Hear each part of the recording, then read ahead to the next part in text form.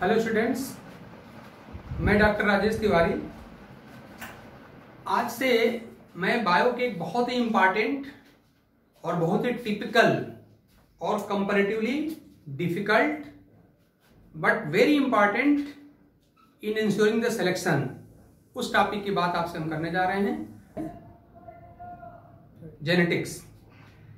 देखिए, जेनेटिक्स के कितने क्वेश्चन आते हैं सबको पता है, लेकिन आप जानते हैं कि जो चीजें जनरल होती हैं, जो चीजें हर कोई समझ लेता है, जिस टॉपिक के कमांड पे कमांड सबका हो जाता है, वो टॉपिक तो सब लोग कर ही लेते हैं। और कंपटीशन में आप जानते हैं कि इस बात से फर्क नहीं पड़ता कि कितना आप स्कोर किए, बल्कि इस बात से फर्क पड़ता है कि बाकी लोगों की तुलना में आपका स्कोर जो है वो अधिक है कि नहीं। और आप जानते हैं कंपटीशन में सर्टेन नंबर ऑफ सीट्स होती हैं, चाहे मेडिकल की हो, चाहे टीचिंग पीएचडी की हो, चाहे कहीं की हो, तो आप जानते हैं वहां पर बाकी लोगों से हमको अधिक स्कोर करना पड़ता है। इसलिए हमारे हिसाब से सफलता का सबसे बड़ा मंत्र यही होता है कि जिस टॉपिक को सब लोग करते हैं उसको तो हम करें ही करें। कुछ टॉपिक ऐसे होते हैं जो बड़े टिपिकल होते हैं, थोड़े डिफिकल्ट होते हैं, कुछ टॉपिक बोरिंग नेचर के भी होते हैं। तो जो बोरिंग नेचर के होते हैं कुछ लोग उनको भी छोड़ देते हैं। जैसे आपका एग्जाम्पल आपको दूं, इकोनॉमिक बॉटनी बड़ा बोरिंग लगता है लोगों को, फैमिली रखना और उसका वर्टिकल नेम याद करना छोड़ते हैं लोग, जबकि वहां से खूब क्वेश्चन आते हैं। इसी प्रकार मैं आपको एग्जांपल दूं, एक मिनरल न्यूट्रिशन एक चैप्टर आपने पढ़ा होगा बॉटनी में, वो भी क्या है, लगता है बड़ा बोरिंग है, बड़ा बकवास है, रटना पड़ता है। लेकिन आप जानते हैं कि अगर मैं नीट की बात 2 से 3 क्वेश्चन पूछ जाते हैं, टीजीटी क्वेश्चन आ जाता है, तो इसका मतलब ये हुआ कि हमको थोड़ा सा इस बात पे ध्यान देना चाहिए, जो अगर हम सिंसियर हैं अपने कंपटीशन, अपने टारगेट को लेकर के। तो कुछ टॉपिक जो बोरिंग होते हैं उसको अधिकांश लोग इग्नोर करते हैं। आप उनको इग्नोर मत करिए, आप उसको सेलेक्ट करिए, अपने हिट लिस्ट में रखिए, उसको तैयार करिए। और ऐसे कुछ टॉपिक बड़े कठिन होते हैं, जैसे जेनेटिक्स में कठिन टॉपिक है, बायोकेमिस्ट्री आपका थोड़ा कठिन टॉपिक है, बायोटेक्नोलॉजी कंप्लीट यहाँ कठिन टॉपिक है, अप्लाइड जो बातें होती है आपकी कठिन टॉपिक होते हैं। तो 2 टॉपिक ऐसे हैं जो जनरली लोग नहीं कर पाते हैं। एक का नाम है बोरिंग टॉपिक और एक होता आप जानते हैं डिफिकल्ट टॉपिक। और उन्हीं डिफिकल्ट टॉपिक में से एक टॉपिक आपका है जेनेटिक्स। इसी की बात हम आपसे करने चल रहे हैं। हम इसको इस लायक हम बनाएंगे कि जिसको बोर्ड के लिए तैयारी कर, आप जानते हैं जेनेटिक्स 12th क्लास में भी है, तो जो 12th क्लास के बोर्ड के लोग हैं उनके भी काम आएगा। और वहां से लेकर के आगे तक जिसको नीट देना हो, आगे मेडिकल में करियर बनाना हो, या जिनको टीजीटी पीएचडी देना हो, बीएससी एमएससी करना हो, सीएसआईआर देना हो, सबके लिए टॉपिक हमको लगता है यूजफुल होगा।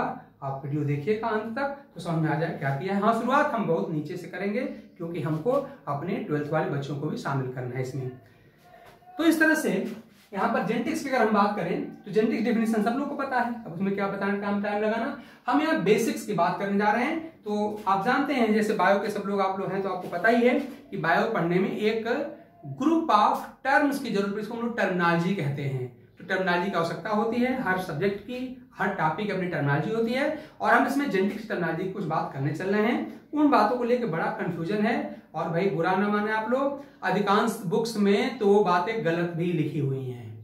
तो इस तरह से अब हम नहीं जाते, इस बात पे नहीं जाएंगे कौन क्या लिखा है, लेकिन गलत है। और अगर संभव हो तो आपको रेफरेंस बुक पढ़ना चाहिए, जो फॉरेन ऑथर द्वारा लिखी जाती बुक को रेफरेंस बुक कहते हैं। एक बात ध्यान दो, जैसे इंटर लेवल तक बोर्ड में कहा जाता है जो प्राइवेट ऑथर की बुक को रेफरेंस बुक नहीं है, कोई रेफरेंस बुक नहीं होती भाई। रेफरेंस बुक वो होती है जिसका रेफरेंस दिया जा सके, मतलब जो क्या हो, 100% ऑथेंटिक हो, जो एक्सपेरिमेंटल फैक्ट से सपोर्टेड हो, जो फेमस साइंटिस्ट द्वारा लिखी गई, उसको हम कहते हैं रेफरेंस बुक कहते हैं। यहाँ तो एक मान्यता है कि जो सरकारी एनसीईआरटी सरकारी बुक है, जो प्राइवेट बुक लिखी हुई रेफरेंस बुक है, बिल्कुल बकवास, ऐसा नहीं होता है। तो दुनिया भर गलतियों का भंडार है प्राइवेट बुक जो आपकी लिखी हुई है। तो इस तरह से हम कोशिश करेंगे। हाँ, एक बात मैं कर सकता हूँ, मैं जो कहूंगा बिल्कुल ऑथेंटिक आपसे कहूंगा, और ये सारी बातें जो होंगी वो रेफरेंस बुक से ली गई हैं, इसलिए कोई उसको चैलेंज नहीं कर सकता। अगर कोई चैलेंज करेगा तो हम उसका जवाब देने के लिए तैयार है। तो हम छोटे से टर्म की बात आपसे करने जा रहे हैं। जैसे जेनेटिक्स में हम यहाँ पे पहला वर्ड जो लेने जा रहे हैं उसका नाम है जीन। सबको पता है जीन क्या है, तो इस तरह से मैं यहाँ पर पहले जीन की ही बात आपसे कर लूं, क्योंकि जानते हैं जेनेटिक्स सिंपली जीन का ही क्या है, जीन का ही इंटरप्ले है, जीन का ही इंटरेक्शन है, जीन के ही बिहेवियर का स्टडी तो जेनेटिक्स होता है, आप सब लोग जानते हैं। थोड़ा सा मैं बदले बदले टर्म की बात कर रहा हूं, लेकिन है यही। तो जीन के बारे में हम लोग कई बातें जानते हैं, इसमें से 2-3 बातें हम आपसे डायरेक्ट कर ले रहे हैं। पहली बात क्या है, जीन क्या होता है? तो पहली बात तो डिफिनेशन आप कर सकते हैं, जीन क्या है, सिंपली सेगमेंट ऑफ डीएनए है, सेगमेंट ऑफ डीएनए। और आप जानते हैं कभी कभी आरएनए भी हो जाता है ना, तो समटाइम आरएनए भी हो सकता है, ठीक। लेकिन एक कंडीशन के साथ, सारे segment of DNA and RNA gene नहीं होते हैं। हम जीन सिर्फ उसी सेगमेंट ऑफ डीएनए को कह सकते हैं जो कम से कम एक कैरेक्टर को रेगुलेट कर सके या एक कैरेक्टर के एक्सप्रेशन को रेगुलेट कर सके। या थोड़ा सा और बदल के देखें तो आप लोगों ने पढ़ा होगा ना, वन जीन वन एंजाइम, तो वहां से क्या बात आती है कि जो कम से कम एक एंजाइम के फॉर्मेशन को रेगुलेट कर सके। और थोड़ी सी आगे चल के बात बदल भी गई थी ना, तो अब हम क्या कहते हैं, अब हम कहते हैं one enzyme one polypeptide concept. ये भी कह सकते हैं कि जो कम से कम एक पॉलीपेप्टाइड के फॉर्मेशन को रेगुलेट कर सके। तो हर डीएनए का सेगमेंट जीन नहीं होता, बल्कि क्या होता है, gene segment of DNA RNA होता है व्हिच, अब यहां शर्त लगाइए, वो शर्त क्या है, तो व्हिच कैन रेगुलेट, जो नियंत्रित कर सके, रेगुलेट द एक्सप्रेशन ऑफ, क्या कर सके, तो आप कहेंगे द एक्सप्रेशन ऑफ एटलीस्ट, कम से कम एक तो होना ही चाहिए भाई, एटलीस्ट वन कैरेक्टर, ठीक। दूसरी बात क्या हो सकती है, हम अगली बात में क्या कर सकते हैं, which can regulate the expression of one character, क्या कर सकते हैं, सिंथेसिस, या और क्या कर सकता है कि जो सिंथेसिस ऑफ वन एंजाइम, ये बात कहां से आई है, ये बात आपकी आई है one gene one enzyme hypothesis से ये बात इसकी आती है, ठीक। और एक तीसरी बात या तीसरी डिफिनेशन भी इसको हम कह सकते हैं कि चूंकि ये बात अब बदल गई है, हम सब लोग जानते ही हैं कि कई एंजाइम जो होती हैं कई पॉलीपेप्टाइड के मिलने से बनती है, तो वहां पर ये बात हमारी वायलेट हो जाती है, तो नई बात आती है, उसे हम क्या कहते हैं, one gene one polypeptide hypothesis. तो उसका यूज करके इसके हम एक डिफिनेशन और लिख सकते हैं कि सिंथेसिस ऑफ वन पॉलीपेप्टाइड। और ये बात कहां से आई, तो आप जानते हैं यही बदल गई है ना, ये बदल के क्या हो गई है, ये बदल के हो गई है one gene one polypeptide, concept बदल के हो गया है। तो जीन सही में क्या आप कहेंगे, तो बाकी बातें हम लोग बोलते हैं एक जीन क्या होती हैं, तो आप कहते हैं कि जेनेटिक्स की यूनिट होती हैं, तो आप कहते हैं वो स्ट्रक्चर होती है जो हमारे कैरेक्टर को डिसाइड करती है, वो सारी बात तो बेसिक्स ही हैं। लेकिन जो बात हमको जरूर जानना चाहिए, थोड़ा सा अपने लेवल से हम बात करें, तो जीन को सिंपली एक सेगमेंट ऑफ डीएनए कहेंगे। ध्यान दीजिए, आप इसको सेगमेंट ऑफ डीएनए कहिए, आरएनए कहिए, जैसी केस आई वहां देखा जाएगा, लेकिन ये शर्त भी लगाइए, ये कंडीशन लगाना पड़ेगा।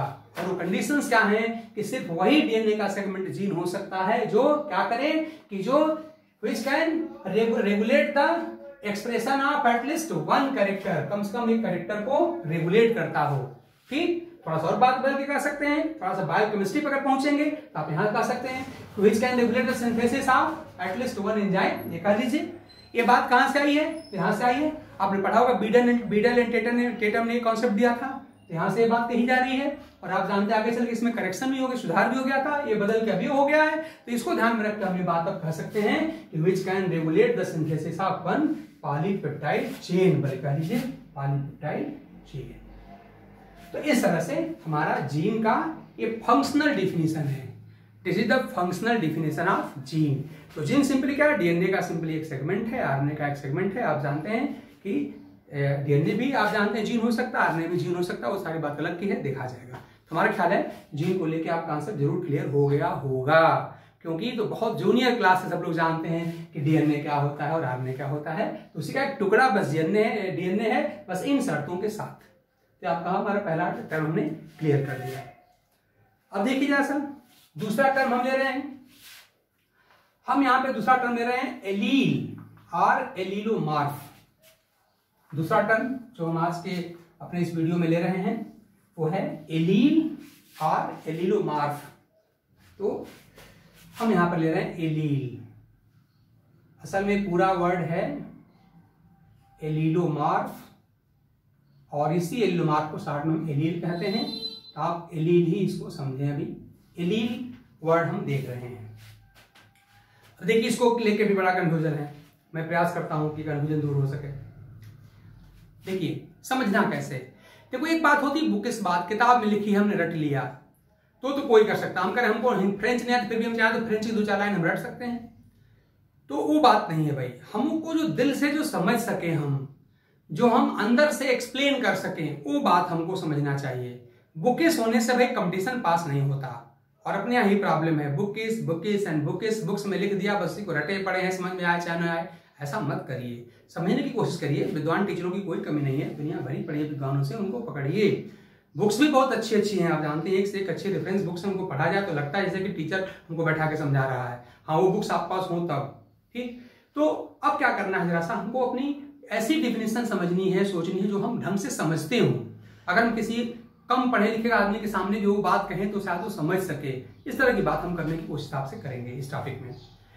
तो जैसे हम सब लोग जानते हैं, क्लास हाई स्कूल से ही पढ़ते चले आ रहे हैं कि मेंडल साहब जो फादर ऑफ जेनेटिक्स हैं, उन्होंने पी प्लांट पे काम किया था और उन्होंने 7 कैरेक्टर को स्टडी किया था। बड़ी बिल्कुल हम जूनियर लेवल से बात कर रहे हैं आपसे, तो याद करिए उन्होंने 7 कैरेक्टर लिया था, तो हर कैरेक्टर के 2 फॉर्म लिए थे, 2 फॉर्म। एक को उन्होंने डोमिनेंट कहा था और एक को रिसेसिव कहा था। जैसे मैं एग्जांपल अगर आपको दूं, हालांकि आप सब कुछ आप लोगों को याद ही है, तो मान लीजिए मैं कहूं कि मैं यहां पर बोल रहा हूं ये फ्लावर कलर उनके द्वारा सिलेक्ट किया, मान लो फ्लावर कलर है, और इसको यहां पर आप 2 फॉर्म पाएंगे। एक को हम लोग जनरली रेड कहते हैं, हालांकि कहीं कहीं बुक्स में पर्पल भी लिखा हुआ है, चलो हम रेड ही ले ले रहे हैं, और इसको हम यहां पर व्हाइट कहते हैं। तो पी प्लांट की जो वैरायटी मेंडल साहब ने लिया था उसके 2 फार्म होते हैं, एक फार्म वो था जिसमें फ्लावर कलर रेड थे और एक फार्म में फ्लावर कलर व्हाइट थे, ये सबको याद है। ऐसे मान लो मैं एक और एग्जांपल लेता हूं उन्हीं के सेट ऑफ कैरेक्टर का पी प्लांट के, तो क्या था, प्लांट की हाइट थी, प्लांट हाइट, और इसमें भी आपको 2 फार्म मिलते हैं या 2 कैरेक्टर मिलते हैं इसके, एक को आप कहते हैं टॉल लंबा और एक हम लोग का हो जाता है ड्वार्फ, ऐसा हो। तो मेरे कहने का इतना सा मतलब है कि आप ऑल द 7 कैरेक्टर लेके देख लीजिए, उसमें से हर कैरेक्टर के 2 फॉर्म हैं, उसमें से एक को हम लोग डोमिनेंट कहते हैं और एक को रिसेसिव कहते हैं। डोमिनेंट रिसेसिव क्या होता है हम अगले वीडियो में और एक्सप्लेन करेंगे, अभी तो आप सब लोग जानते ही हैं। तो देखिए आप कह सकते हैं कि ईच एंड एवरी कैरेक्टर या each and every Mendelian character, ध्यान दो भाई, मैं मेंडेलियन वर्ड इसलिए यूज कर रहा हूं कि ये सारी बातें आप केवल तभी तक मानेंगे और तभी तक कहेंगे जब तक मेंडेलियन जेनेटिक्स आप पढ़ रहे हैं। जैसे आपने कह दिया कि हर कैरेक्टर के 2 अल्टरनेटिव फॉर्म्स होते हैं, तो ये बात जो है आप सारी कैरेक्टर की नहीं कह सकते। आप जानते हैं कि यहां पर मल्टीपल एलिज्म की भी केस आती है, मल्टीपल एलिज्म की केस आती है, पॉलीजेनिक इनहेरिटेंस आता है, वहां पे सारी बातें बदल जाती हैं। आप जानते हैं कि एक ही कैरेक्टर के मोर देन 2 फॉर्म भी हो सकते हैं। मैं भी एग्जांपल आपको दे सकता हूं, अपने बॉडी को लीजिए, आप कहीं आसपास बैठे हो जा देखे तो हम कह रहे हैं ह्यूमन का स्किन कलर ले लीजिए, तो अगर मैं मेंडेलियन जेनेटिक्स अप्लाई करता हूं तो मेंडेलियन जेनेटिक्स कहती है ह्यूमन स्किन कलर के 2 फॉर्म होने चाहिए, एक डोमिनेंट और एक रिसेसिव। एक आपका बिल्कुल कोयले ऐसा काला ब्लैक कोल होना चाहिए और एक बिल्कुल मिल्क व्हाइट होना चाहिए, स्नो व्हाइट होना चाहिए, सब बर्फ जैसा सफेद होना चाहिए। तो क्या आपको लगता है खाली 2 ही तरह के आदमी होते हैं? क्या खाली एक आदमी बिल्कुल कोयले की तरह काला और एक रंग जो होता है बिल्कुल दूध या बर्फ की तरह सफेद होता है? नहीं, ये 2 भी होते हैं और फार्म भी होते हैं। आप जानते हैं हमारे समाज में, हमारे देश में, दुनिया में तरह तरह के स्किन कलर वाले लोग हैं। यानी अगर मैं स्किन कलर को ले लेता हूं तो निश्चित रूप से आप कह सकते हैं कि वहां पर एक ही कैरेक्टर जो स्किन कलर है उसके कई फार्म हो सकते हैं। ठीक ऐसे मान लिया हम ह्यूमन हाइट की बात करें, हाइट अपनी ऊंचाई देखिए, तो क्या आपको लगता है कि पूरे दुनिया में 2 ही तरह के आदमी हैं, 2 ही तरह के लोग हैं? एक जो है सब 8 फीट वाले और बाकी सब 2.5 फीट वाले? ऐसा नहीं है। आप जानते हैं 8 फीट वाले भी हैं, आलम सन्ना साहब थे 8 फीट के साथ थे, 2.5 फीट वाले लोग भी हैं, और बीच में तमाम हाइट के लोग हैं, कोई 4 फीट का, कोई 4.5, कोई 5 है, कोई 6 है, कुछ है, तमाम जानते हैं आप लोग। मतलब हमारे हाइट जो ह्यूमन हाइट होती है उसके भी कई फॉर्म होते हैं। ऐसे ही ह्यूमन इंटेलिजेंस बड़ा अच्छा एग्जाम्पल है। ह्यूमन के 3 एग्जाम्पल अगर आप याद करो, अपना ही है भाई, याद रहेगा। ह्यूमन इंटेलिजेंस, मान लीजिए कि आप किसी को क्लास में बैठा के पढ़ाओ और क्लास में पढ़ा के और आप क्या करो उसी टॉपिक पर एक टेस्ट ले लो, तो वहां पर इंटेलिजेंस आपका टेस्ट हो जाएगा। तो अगर मेंडेलियन जेनेटिक्स वहां पे मैं अप्लाई करूंगा तो 2 ही तरह के लोग मिलने चाहिए, एक वो जो डोमिनेंट हो, मतलब 100 आउट ऑफ 100 स्कोर कर ले, और एक वो जो रिसेसिव हो, जो मिनिमम पाए या 0 पाए। जबकि जानते हैं ऐसा नहीं है, 100 आउट ऑफ 100 पाने वाले लोग भी हैं हो सकता है कुछ लोग बहुत ही कम नंबर पाएं और तमाम ऐसे ग्रेड मिलेंगे, कोई आपका 50% पाएगा, कोई 60 पाएगा, कोई 65 पाएगा, तमाम परसेंटेज पाने वाले लोग होंगे। तो हमने 3 ऐसे एग्जाम्पल दिए जहां पर एक ही कैरेक्टर के मोर देन 2 फॉर्म्स हो सकते हैं। तो मैं उनकी चर्चा यहां नहीं कर रहा हूं भाई, मैं पहले ही बता दूं कि प्रेजेंट टाइम में मैं क्या कर रहा हूं, मैं यहां लिख भी दे रहा हूं, मैं यहां पर जो भी बात आपसे करने जा रहा हूं वो मेंडेलियन जेनेटिक्स की हो रही है। और मेंडेलियन जेनेटिक्स पढ़ते समय कुछ बातें आपको फॉलो करनी पड़ती हैं। उसमें से एक बात तो यही है कि हर कैरेक्टर के खाली 2 ही फॉर्म्स होते हैं और हर कैरेक्टर के जो 2 अल्टरनेटिव फॉर्म्स होते हैं, अल्टरनेटिव मतलब हो गया कि एक डोमिनेंट एक रिसेसिव, जो अल्टरनेटिव फॉर्म्स होते हैं उन्हीं को हम क्या कहते हैं, एलील कहते हैं। ध्यान दीजिए, तो हम जो अभी प्रेजेंट टाइम बात कर रहे हैं क्या कर रहे हैं कि each and every character has only 2 alternative forms and these 2 alternative forms of same character are known as allele। ध्यान दीजिए, मैं इसको लिख भी दे रहा हूं। ये क्या होते हैं, तो आप इनको 2 तरह से डिफाइन कर सकते हैं। अभी प्रेजेंट टाइम में कैरेक्टर में बात कर रहा हूं, आगे जीन की बात करूंगा। तो क्या मैं कह सकता हूं कि क्या होते हैं कि अल्टरनेटिव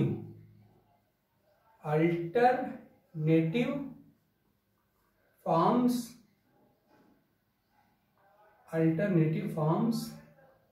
ऑफ कैरेक्टर। पूरा आप कैसे बता सकते हैं, आप कहेंगे हर कैरेक्टर के 2 फॉर्म होते हैं, एक डोमिनेंट होता है, एक रिसेसिव होता है, यही 2 फॉर्म दूसरे के एलील कहलाते हैं। एक बात हमारी ये हो गई, ठीक। जैसे फ्लावर कलर में ले लिया तो फ्लावर कलर में रेड क्या है, व्हाइट का एलील है, और व्हाइट क्या है, रेड का एलील है। ऐसे प्लांट हाइट अगर हमारा कैरेक्टर हुआ तो आपका जो टॉल है, टॉलनेस है, वो ड्वार्फनेस का एलील है, और जो ड्वार्फनेस है वो टॉलनेस का एलील है। तो यहां से ये बात क्लियर हो गई कि हर कैरेक्टर के 2 फॉर्म होते हैं और ये दोनों फॉर्म ही एक दूसरे के एलील कहलाते हैं। जैसे फ्लावर कलर में रेड का एलील व्हाइट है तो व्हाइट का एलील रेड है। प्लांट हाइट में टॉलनेस का एलील ड्वार्फनेस है और ड्वार्फनेस का क्या है, टॉलनेस है। और हम सीड शेप लेते हैं तो वहां पर 2 फॉर्म होता है, राउंड एंड रिंकल्ड। तो राउंड का एलील रिंकल्ड है और रिंकल्ड का एलील राउंड है, ये हम कह सकते हैं। तो एक तो हमारे लिए यहां से निकल जाएगा। दूसरी बात, अभी हमने जो जीन की डेफिनेशन आपको बताई थी तो उसमें एक बात आई थी, जरा इसको ध्यान दीजिए। वहां पे हमने क्या कहा था कि जीन वो डीएनए का सेगमेंट होता है जो कैरेक्टर को डिसाइड करता है। तो मान लीजिए कि मैं यहां पे लिखता हूं, यहां पर मेरा है जीन है, ठीक। तो जीन है, इसका मतलब ये कि किसी कैरेक्टर को यहां पर डिसाइड करता होगा, ठीक। जैसे एग्जांपल मैं ले लूं, मान लीजिए मेरा कैरेक्टर है, मैं यहां पर कैरेक्टर को प्लांट हाइट लिख रहा हूं। तो इस तरह से हम इस कैरेक्टर को यहां पर प्लांट हाइट एग्जांपल के रूप में ले रहे हैं। प्लांट हाइट ये हमारा कैरेक्टर हो गया। और अभी आपने कहा कि हर कैरेक्टर के जो होते हैं 2 फॉर्म होते हैं, तो इसके भी 2 फॉर्म होने चाहिए। होता ही आप जानते भी होता है। एक हम जानते हैं कि एक हमारा होता है टॉल, मतलब डोमिनेंट होता है, जिसको हम यहाँ पर टॉल कह रहे हैं, और एक हमारा रिसेसिव होता है जिसको हम यहाँ पर ड्वार्फ कह रहे हैं। ये ड्वार्फ है, हो गया, 2 फॉर्म हो गए। ये बात हमने अभी इसमें लिखा भी है। अब जरा सा हम इसको ले आते हैं कि हर कैरेक्टर, जैसे प्लांट हाइट के भी कोई न कोई जीन द्वारा गवर्नेंस इसका होगा, इसका कोई न कोई जीन होगा। अब देखिए यहाँ जो जीन है हम सब लोग जानते हैं इंग्लिश अल्फाबेट का यूज करके उसको लिखा जाता है। देखो यहाँ पर भी घोटाला है इंडियन साइंस में और इंडियन बुक्स में। वो देखो इंटरनेशनल रूल क्या है, रूल कहता है कि जो हमारा रिसेसिव फॉर्म है, ध्यान दो, जो रिसेसिव फॉर्म है, इस रिसेसिव फॉर्म का जो पहला लेटर है उसको जीन रिप्रेजेंट करने के लिए हमको लिखना चाहिए। यानी प्लांट हाइट के लिए हमको डी यूज करना चाहिए, लेकिन हर बुक्स में क्या लिखा मिलेगा आपको, टी लिखा मिलेगा, ठीक। ऐसे फ्लावर कलर में भी हम लोग रेड, यहाँ पर डोमिनेंट कलर हमारा होता है रेड, और वहां पर हम क्या करते हैं, आर से लिखते हैं फ्लावर कलर को। जबकि रूल क्या कहता है, उसको व्हाइट का नोटेशन, मतलब रिसेसिव का पहला अक्षर डब्ल्यू से लिखा जाना चाहिए। तो खैर उसको छोड़िए, जो है सो है, उसमें कोई बात नहीं है।